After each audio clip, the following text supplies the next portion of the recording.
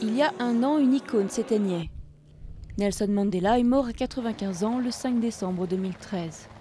Cela faisait déjà 10 ans que le prix Nobel de la paix s'était officiellement retiré de la vie publique. Mais pour beaucoup de Sud-Africains, il est toujours présent dans leur vie quotidienne. We cannot feel him as the past. He is here every day. Pour nous, il ne fait pas partie du passé, il est là tous les jours. Parce que vous voyez l'Afrique du Sud aujourd'hui, l'économie est en croissance, nos vies ont changé. Pour nous, les Noirs, ce n'est plus comme c'était avant. Même s'il n'est plus là physiquement, son esprit est toujours avec nous.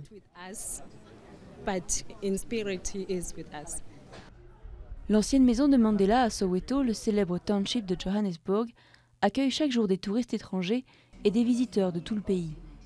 Comme Eugène et ses 2 filles, qui voulaient prendre des photos devant ce lieu devenu sacré pour les Sud-Africains. L'Afrique du Sud est toujours une seule nation. Nous sommes toujours ensemble. Même si nous avons différentes cultures, nous sommes ensemble. Et c'est comme ça que je sens que Mandela est toujours en vie. Depuis le décès de Tata Madiba, comme on l'appelle en Afrique du Sud, les salons de tatouage ont noté une hausse des demandes concernant l'ancien président. Comme Pumelelo, qui réfléchit depuis 1 an au meilleur dessin. Plusieurs heures de souffrance et environ 300 € pour se faire graver Mandela à même la peau. Lishan a choisi un portrait pour son bras et il ne regrette pas son investissement. Mes 5 heures de souffrance ne sont rien comparé aux 27 années qu'il a passées en prison. 5 heures, c'est une petite claque dans le dos. Pour moi, lui redonner 27 ans de vie en ayant un tatouage de lui sur mon bras, c'est plus important que tout. Mandela a été élevé de son vivant au rang d'icône intouchable. Mais sa disparition a peut-être permis de nuancer la perception de héros sans défaut.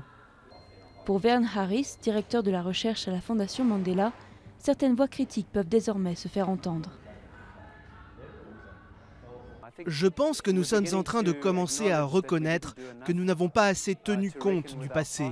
Et notamment, nous avons laissé les Sud-Africains blancs oublier trop facilement leur rôle dans ce qui a été un crime contre l'humanité. Quand Tata Madiba est mort, des centaines de milliers de messages ont été écrits par des compatriotes en deuil, des chefs d'État, des personnes partout dans le monde. La Fondation expose pendant 10 jours une sélection de ses hommages à son courage, ses actions, son sourire, toutes les qualités pour lesquelles il ne sera jamais oublié.